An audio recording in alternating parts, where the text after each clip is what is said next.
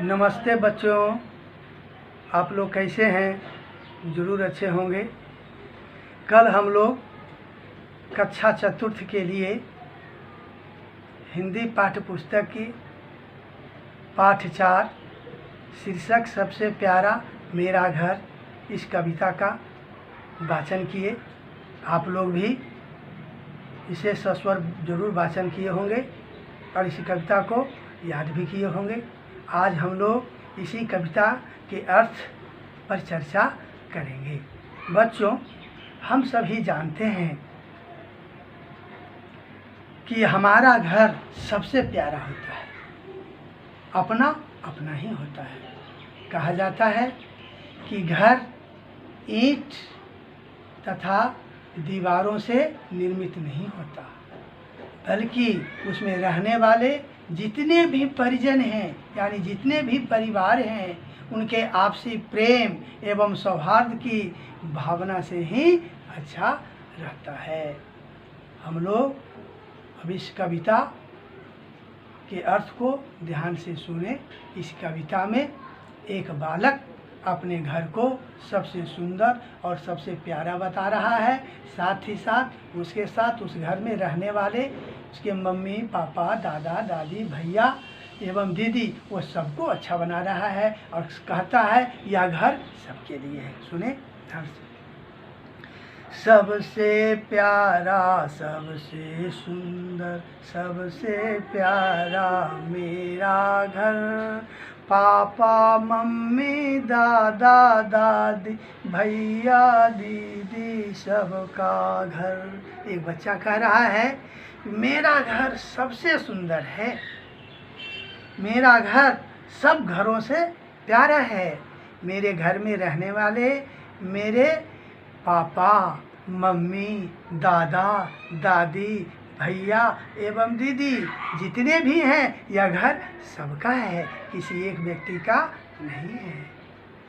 मेरे घर सूरज की किरणें आकर हमको रोज जगाती, दूर भगाती अंधकार को घर में उजियारा कर जाती।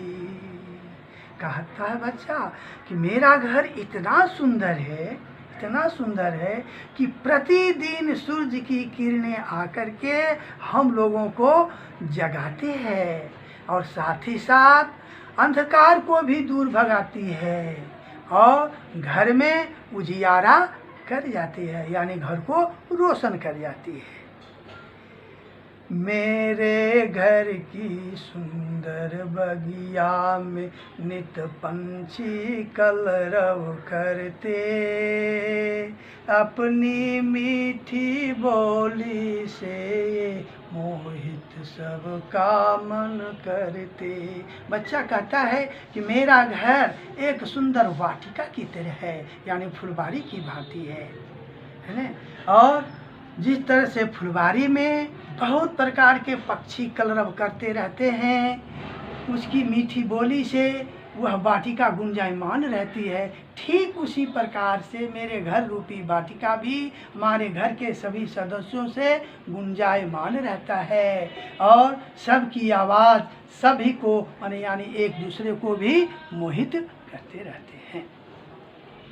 मेरे घर की खुली रसोई से जब खाने की खुशबू आती, मैया कुछ भी लगे पकाने, खुशबू सबकी भूख बढ़ाती।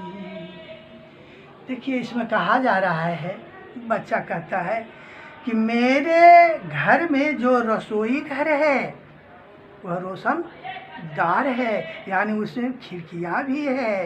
कहता मेरे घर की खुली रसोई से, है ना, क्या होता है, खाने की खुशबू आती। जब मम्मी खाना बनाती है, भोजन बहुत सुंदर सुंदर भोजन बनाती है, तो उस भोजन की खुशबू सभी जगह फैल जाती है और जो ही वह खुशबू हमारे नाक के निकट पहुंचती है तो हम लोगों की क्षुधा और अधिक बढ़ जाती है।